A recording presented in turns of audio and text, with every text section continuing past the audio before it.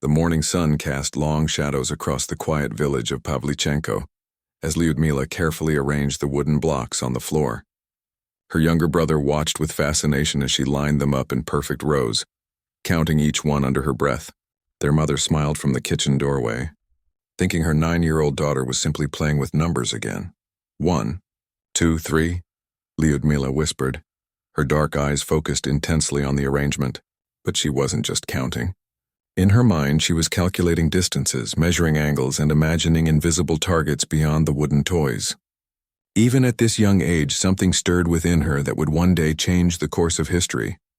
The year was 1925, and the Soviet Union was rebuilding itself after years of revolution and civil war.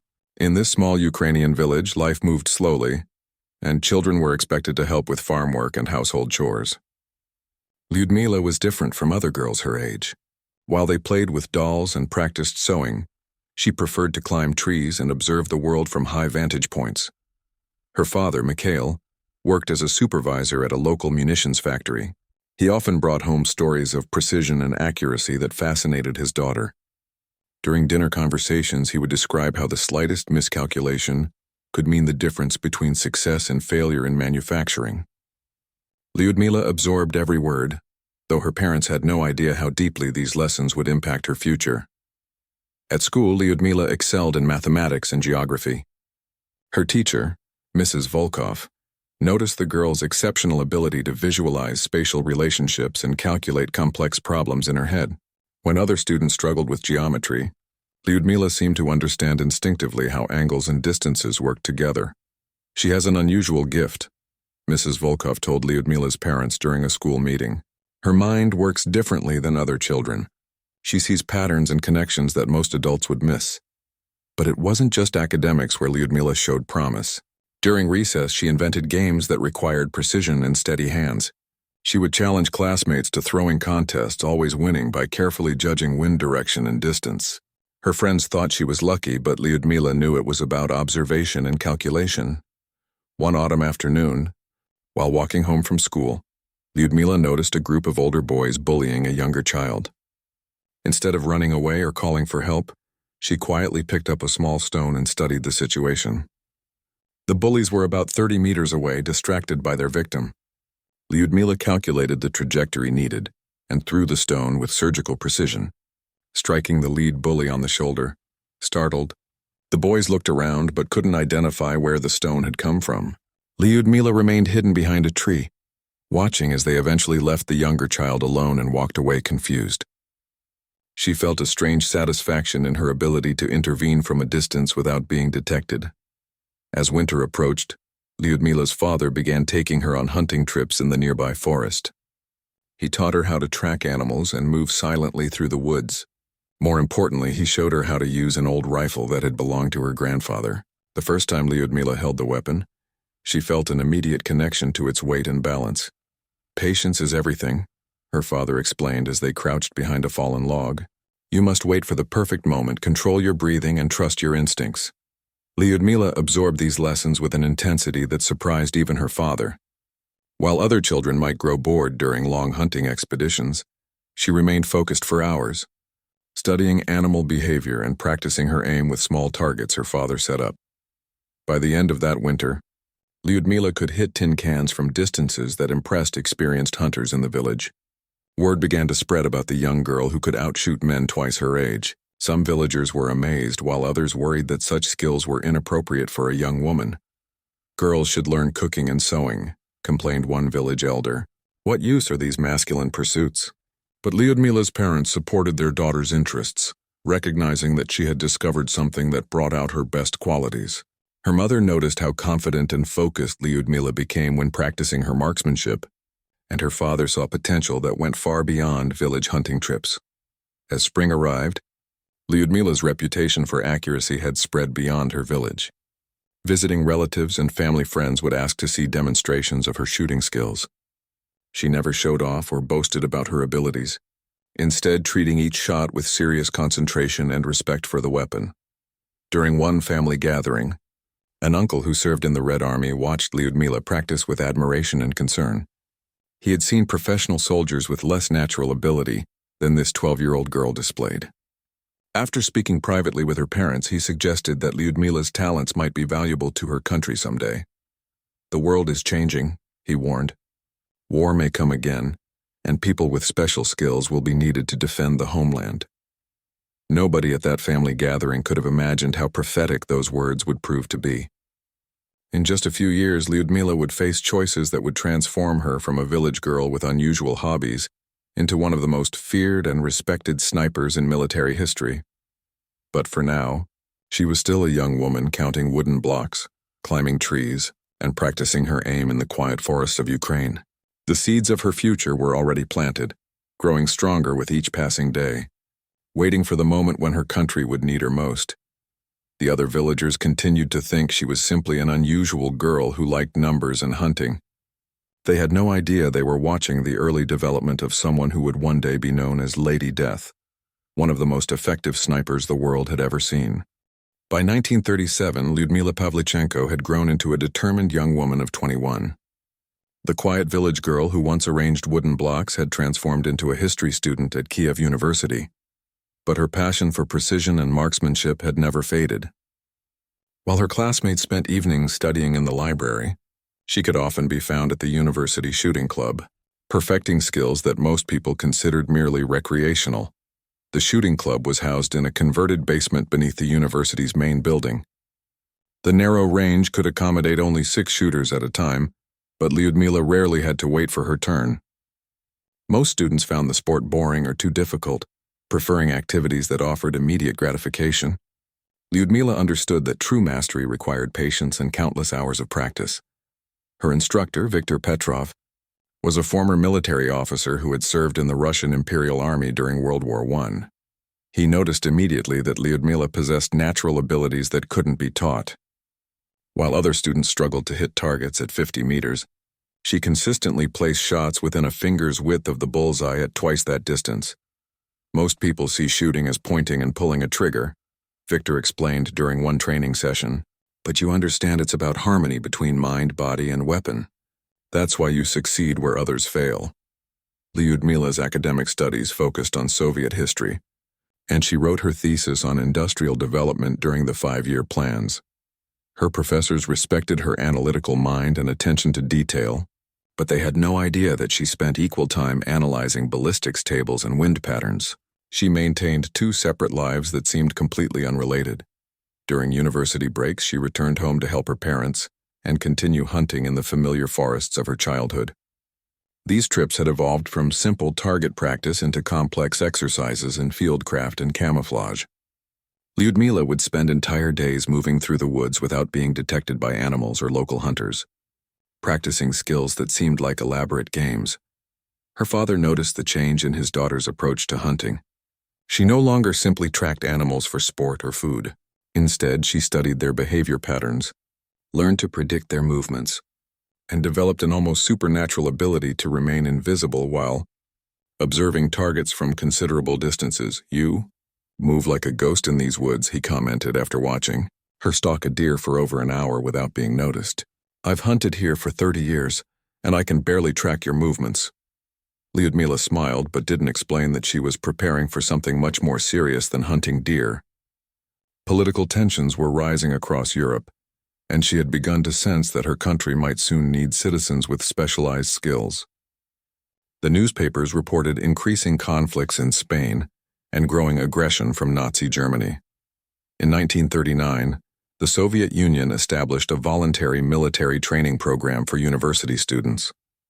While most of her classmates viewed it as an unwelcome interruption to their studies, Lyudmila volunteered immediately. The program included basic infantry training, political education, and specialized courses for students with particular aptitudes. During the marksmanship assessment, Lyudmila's performance caught the attention of Senior Lieutenant Boris Grigoriev, a veteran sniper instructor who had served in conflicts along the Soviet border. He watched through binoculars as she fired 10 rounds at a target 300 meters away, achieving a grouping that would have impressed professional marksmen. "Where did you learn to shoot like that?" he asked after the exercise concluded. "My father taught me to hunt," Lyudmila replied modestly. "I've been practicing since childhood. Lieutenant Grigoriev studied her personnel file and noticed her academic record in mathematics and history. The combination of intellectual capability and natural marksmanship was exactly what the military sought in potential sniper candidates. But the program had never included women before. "Would you be interested in advanced training?" he asked carefully. "It would require significant commitment and some unusual challenges." Lyudmila accepted without hesitation, though she couldn't have imagined where this decision would lead. The advanced program took place during summer breaks at a military facility outside Moscow.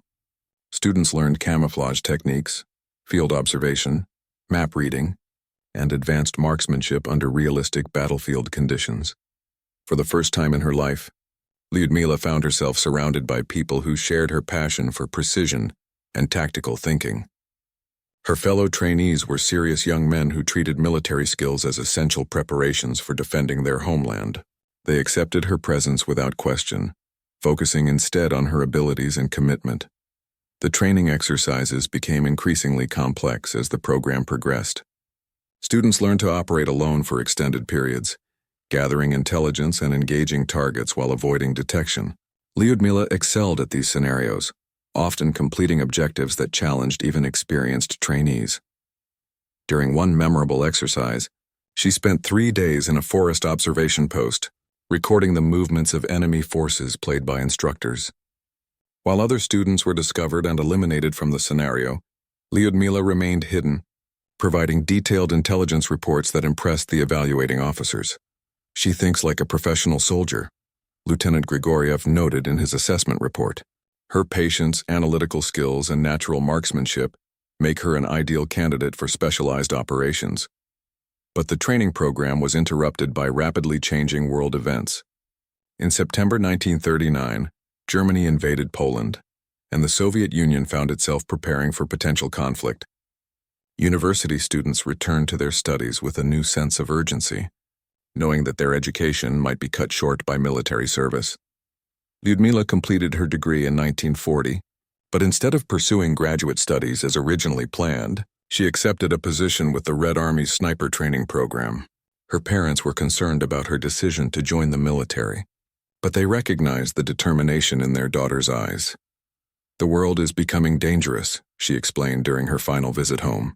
"Our country will need people with my skills.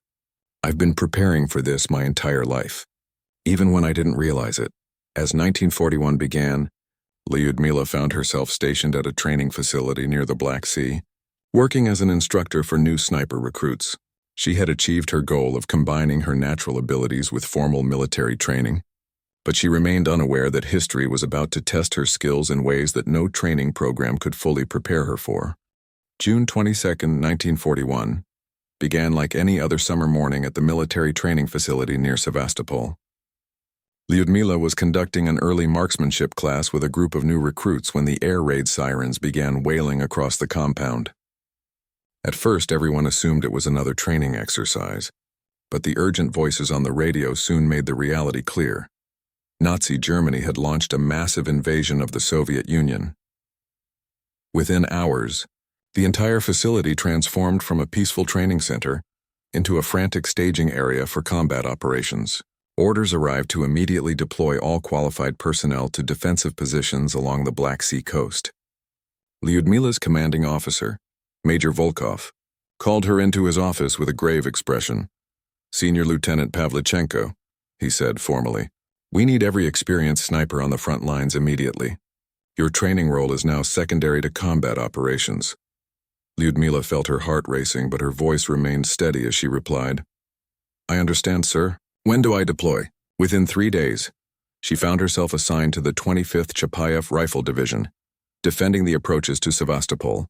The ancient city had witnessed countless battles throughout history, but never had it faced an enemy as determined and well-equipped as the German Wehrmacht advancing across Ukraine.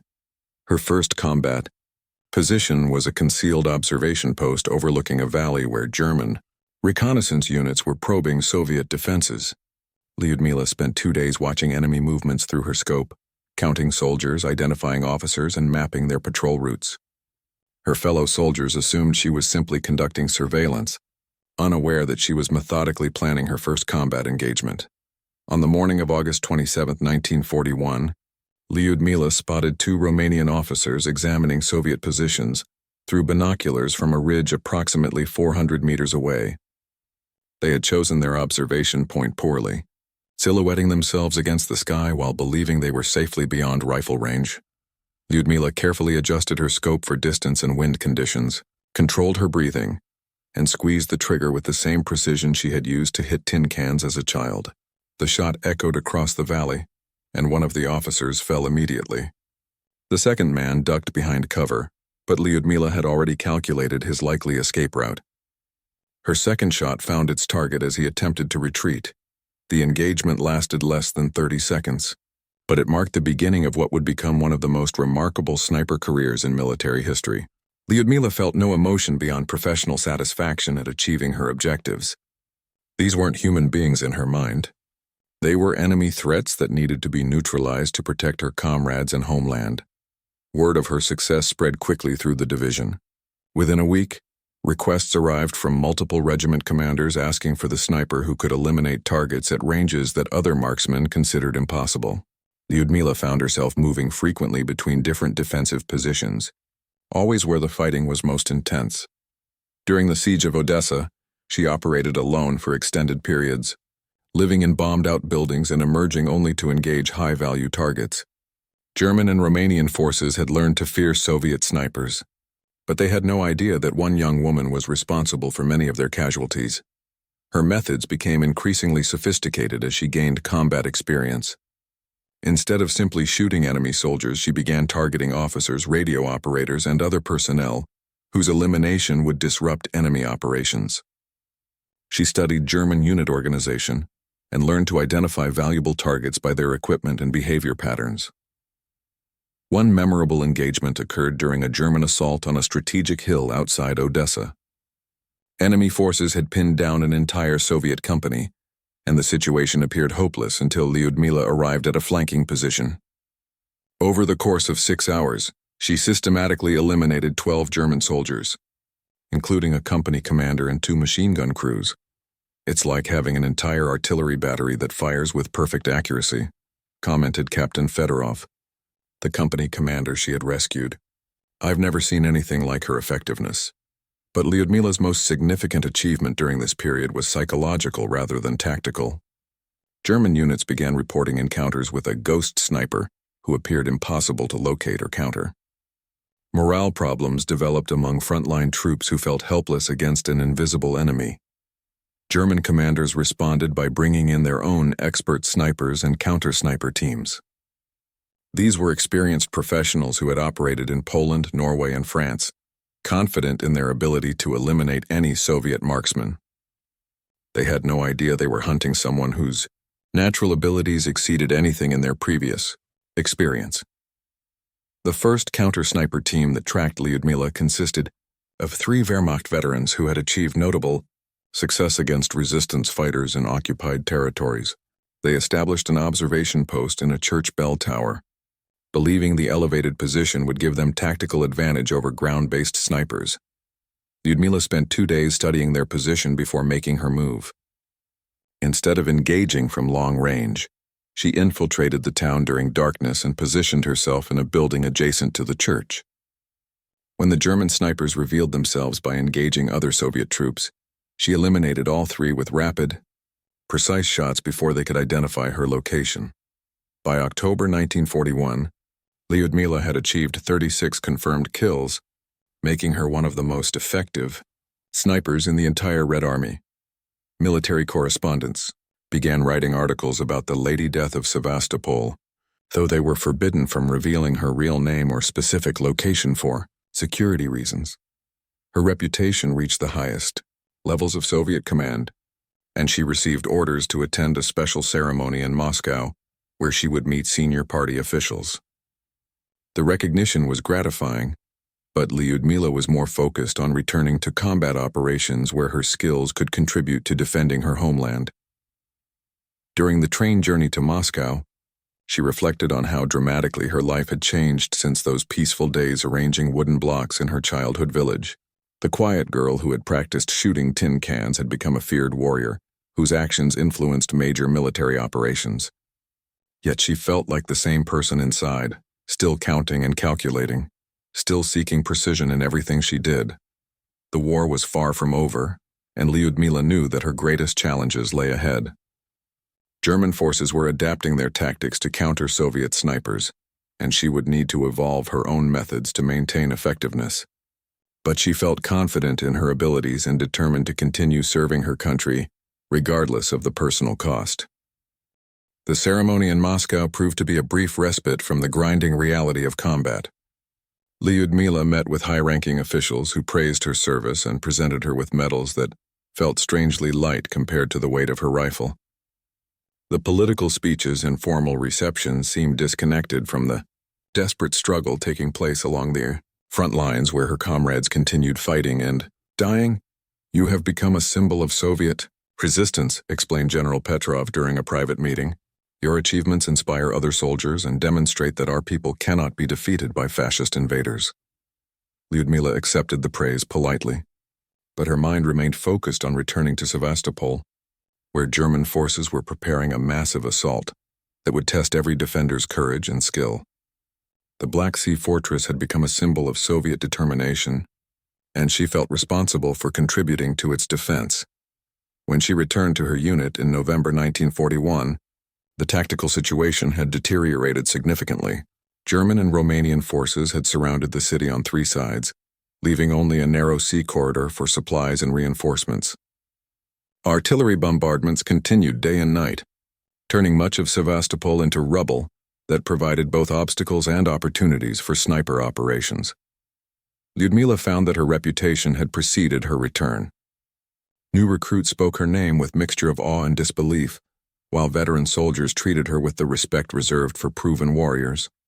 But she also noticed increased attention from enemy forces who had obviously identified her as a priority target. "The Germans have put a bounty on your head," informed Lieutenant Colonel Danilov during her briefing. "Intelligence reports indicate they're offering significant rewards for information about your location and identity." This development required Lyudmila to modify her tactics considerably. Instead of operating from fixed positions for extended periods, she began moving frequently and using elaborate deception measures to confuse enemy surveillance. She also started working more closely with other snipers, creating overlapping fields of fire that made it difficult for counter-sniper teams to isolate individual targets. Her partnership with Sergeant Fyodor Sedik proved particularly effective. Sedik was an experienced marksman who lacked Lyudmila's exceptional accuracy, but possessed excellent fieldcraft skills and tactical intelligence. Together, they developed innovative techniques for engaging multiple targets and evading enemy counterattacks.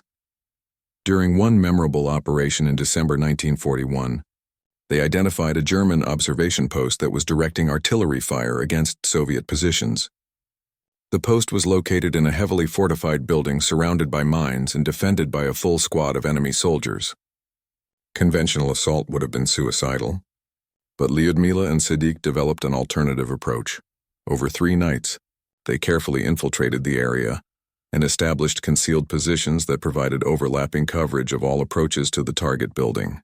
On the 4th morning, when German observers began their daily routine, the 2 snipers eliminated 6 enemy soldiers in rapid succession, including the artillery forward observer, whose death ended the accurate bombardment that had been devastating Soviet defensive positions. "Perfect coordination," Sedik commented as they withdrew from the area. "It's like you can read my thoughts before I act." But the increasing intensity of combat began taking its toll on everyone defending Sevastopol. Food shortages became common, medical supplies ran low, and ammunition had to be conserved for critical situations. Lyudmila found herself operating under conditions that would have been unimaginable during her peaceful university days. The winter of 1941-42 brought additional challenges as German forces launched repeated assaults designed to capture the city before spring reinforcements could arrive. Lyudmila's confirmed kill count reached 87 by February 1942, making her the most successful female sniper in Soviet forces. But she took no satisfaction in the numbers when so many friends had been lost. During a particularly difficult period in March 1942, Her unit faced a coordinated German offensive that included elite mountain troops specifically trained for urban warfare. These were experienced soldiers who understood sniper tactics and moved with caution that made them difficult targets. Lyudmila realized she needed to adapt her techniques once again. She began studying German patrol patterns and identified weaknesses in their security procedures. Despite their training, the enemy soldiers followed predictable routines that a patient observer could exploit. Lyudmila spent days watching their movements before engaging, ensuring that each shot would achieve maximum tactical effect. Her most significant achievement during this period occurred when she identified and eliminated a German sniper team that had been terrorizing Soviet positions for weeks. The enemy marksmen were using a sophisticated hide constructed in the ruins of a church, with multiple firing ports and concealed escape routes. Previous attempts to neutralize them had failed with heavy casualties.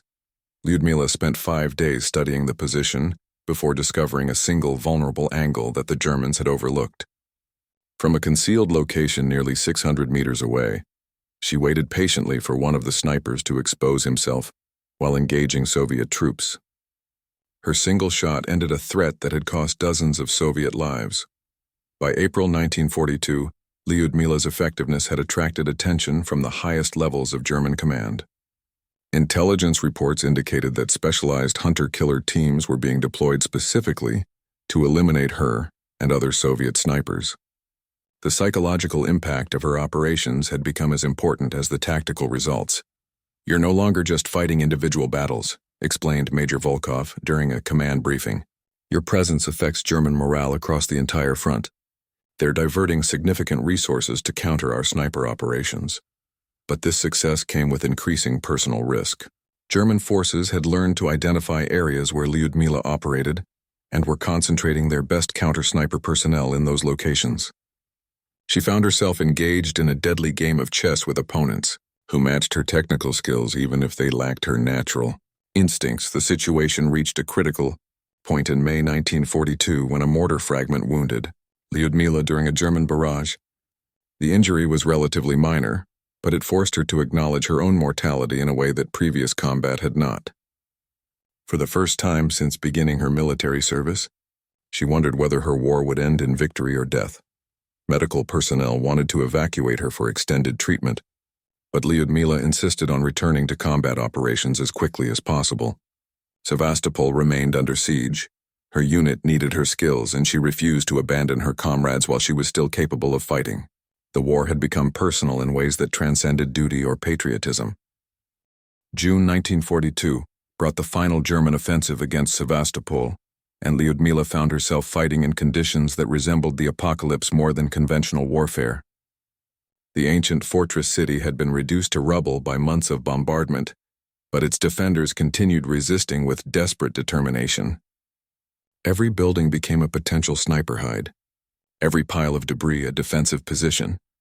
Her wound had healed sufficiently for combat operations, but Lyudmila noticed that her left shoulder ached constantly and occasionally affected her shooting stability.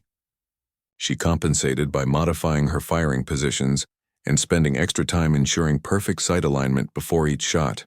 The adjustment required discipline, but her accuracy remained deadly effective. The intensity of urban combat had changed the nature of sniper warfare entirely. Instead of engaging targets at long range across open terrain, Lyudmila found herself operating at distances of 100 or 200 meters in a three-dimensional battlefield, where enemies could appear from any direction. The skills she had learned during childhood hunting expeditions proved more valuable than formal military training. For this type of fighting, her partnership with Sergeant Sedik had evolved into an almost telepathic cooperation that allowed them to move through the ruined city like deadly shadows. They developed hand signals that could communicate complex tactical information silently, and each could predict the other's actions with remarkable accuracy. Together they had eliminated over 30 German soldiers during the siege.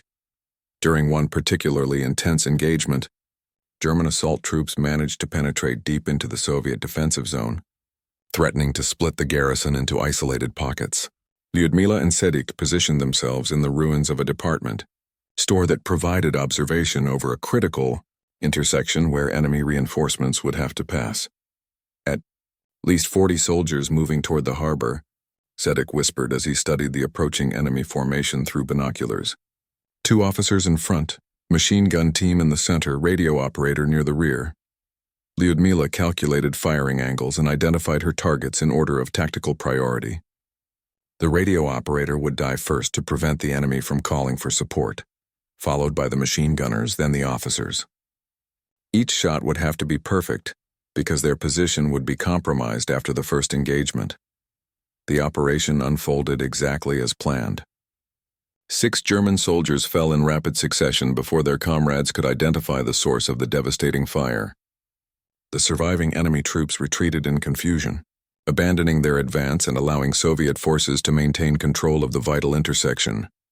193 confirmed kills, Sadiq commented as they prepared to withdraw from their position. You've become a legend throughout the entire Black Sea Fleet. But Lyudmila felt no pride in the numbers. Each kill represented a human being whose death was necessary for her comrades' survival, but she took no personal satisfaction in the destruction she had caused. The war had transformed her from an idealistic university student into an efficient killing machine, and she wondered whether she would ever be able to return to civilian life.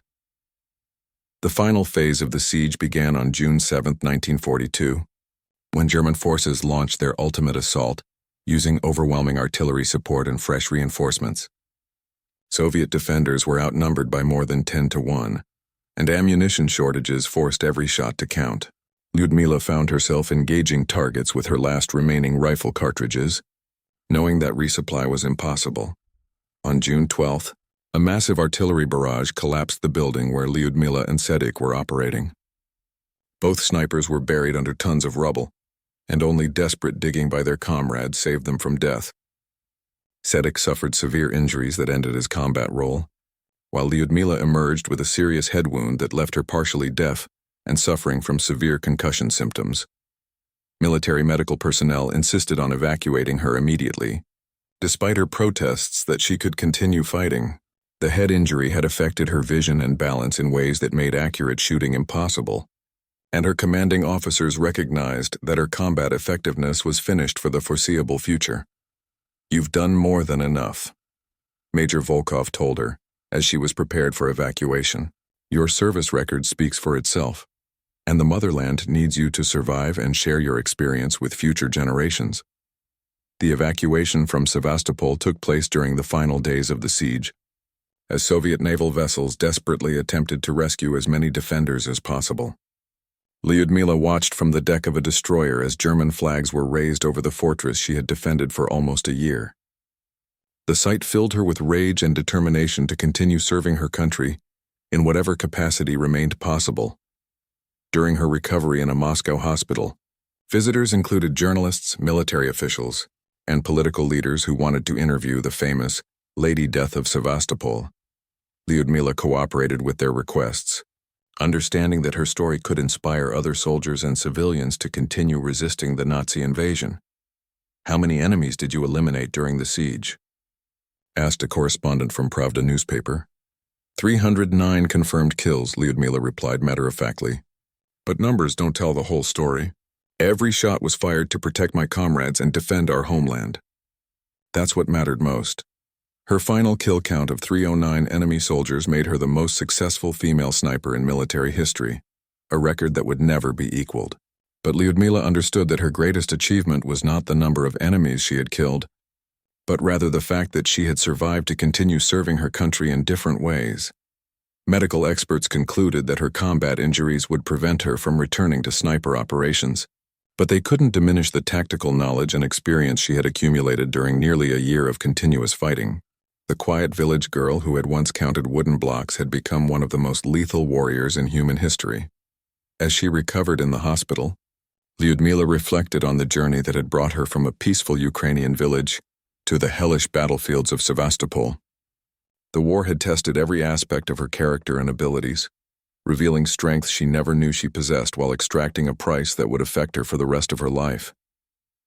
Recovery proved to be a different kind of battle for Lyudmila Pavlichenko. The physical wounds gradually healed, but the psychological scars from nearly a year of continuous combat required much longer treatment.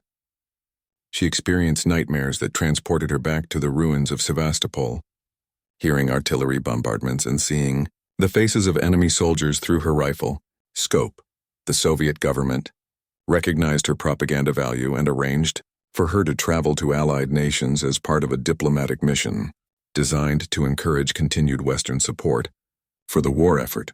In August 1942, she became the first Soviet citizen received by President Franklin Roosevelt at the White House, where her story captivated American politicians and journalists. Mrs. Pavlichenko has demonstrated that Soviet women can fight as effectively as any soldier in the world, President Roosevelt announced during a formal reception. Her courage and skill represent the determination of the Soviet people to defeat fascist aggression. The American tour took her to major cities where she spoke at rallies and fundraising events for war relief. Audiences were fascinated by this quiet young woman who had achieved lethal effectiveness that exceeded most professional soldiers. But Lyudmila found the celebrity status uncomfortable and longed to return to more meaningful service. During her time in America, she befriended Eleanor Roosevelt, who understood the personal cost of Lyudmila's military service. The First Lady arranged private conversations away from official events where they could discuss the challenges facing women in wartime without the pressure of public appearances. "You carry a terrible burden," Mrs. Roosevelt observed during one of these conversations. "The skills that made you effective in combat may be difficult to leave behind when peace returns." Lyudmila appreciated the understanding but remained focused on contributing to victory rather than dwelling on personal difficulties. She used every public appearance to emphasize the desperate situation facing her homeland and the need for continued Allied support. The propaganda tour was successful in generating American sympathy and financial contributions to Soviet war relief. When she returned to the Soviet Union in 1943, Lyudmila was assigned to train new snipers at military schools across the country. Her teaching methods emphasized the psychological aspects of marksmanship as much as technical skills, helping students develop the mental discipline necessary for effective combat operations. "Accuracy alone is insufficient," she explained to classes of eager young marksmen. "You must learn to remain calm under extreme pressure, make rapid tactical decisions, and accept responsibility for every shot you fire. These skills cannot be learned from textbooks." Her students included both men and women who had volunteered for sniper training after hearing about her achievements at Sevastopol. Many were motivated by desire for revenge against occupying forces, but Lyudmila taught them to channel their emotions into professional effectiveness rather than reckless aggression. During this period, she also worked with military engineers to improve sniper equipment and develop new tactical procedures based on her combat experience. Her recommendations led to modifications in rifle scope design, ammunition selection, and camouflage techniques that increased the effectiveness of Soviet sniper operations. The war continued to rage across Eastern Europe, and Lyudmila followed its progress with intense personal interest. Former comrades wrote letters describing battles where her training methods had helped new snipers achieve remarkable success. She felt proud of their accomplishments but frustrated by her inability to participate directly in combat operations. As 1944 progressed and Soviet forces began pushing German armies back toward their own borders, Lyudmila received reports about the liberation of areas where she had fought. Sevastopol was recaptured in May 1944, and she wept when she read descriptions of the devastation that remained after 2 years of occupation. "The entire city will have to be rebuilt," wrote a former colleague who participated in the liberation. "But the memory of our resistance will inspire the reconstruction. People still speak about the sniper who terrorized the Germans throughout the siege." With victory approaching, Soviet authorities began planning for post-war reconstruction, and Lyudmila was invited to participate in discussions about military education and veteran affairs. Her combat experience and teaching abilities made her valuable for developing programs to help other veterans transition to civilian life. But she also struggled with her own transition as the war approached its end.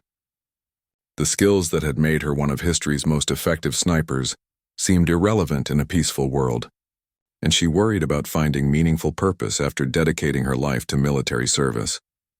The final victory came in May 1945, and Lyudmila participated in the massive celebrations that swept across the Soviet Union. She felt immense relief that the nightmare was finally over, but also sadness for the countless comrades who had not lived to see this day. The victory belonged to all Soviet people, but the price had been almost unbearable. In the years following the war, Lyudmila pursued a career in historical research, eventually earning an advanced degree and working as a naval historian. She rarely spoke publicly about her combat experiences, preferring to focus on scholarly work that seemed more appropriate for peacetime. Occasionally, veterans organizations would invite her to speak at commemorative events, and she would share carefully selected stories that honored the memory of fallen comrades without glorifying the violence she had witnessed. These appearances became less frequent as she aged, but her legend continued to inspire new generations. When journalists asked about her most significant achievement, Lyudmila would always give the same answer: "I survived to help rebuild my country." The young woman who counted wooden blocks as a child learned to count much more serious things during the war, but in the end, survival and service to others mattered more than any individual accomplishments. Lyudmila Pavlichenko died in 1974, having lived long enough to see her homeland emerge as a major world power, and her wartime achievements recognized internationally. The quiet village girl who had discovered an extraordinary talent for precision and calculation had become one of the most remarkable warriors in human history, proving that courage and skill could emerge from the most unexpected places when history demanded extraordinary service. Her story remained classified for many years after the war, but eventually became an inspiration for women around the world who faced their own battles against seemingly impossible odds. The legacy of Lady Death lived on not in the number of enemies she had killed, but in the example she set for determination, service, and the power of ordinary people to achieve extraordinary things when their countries needed them most.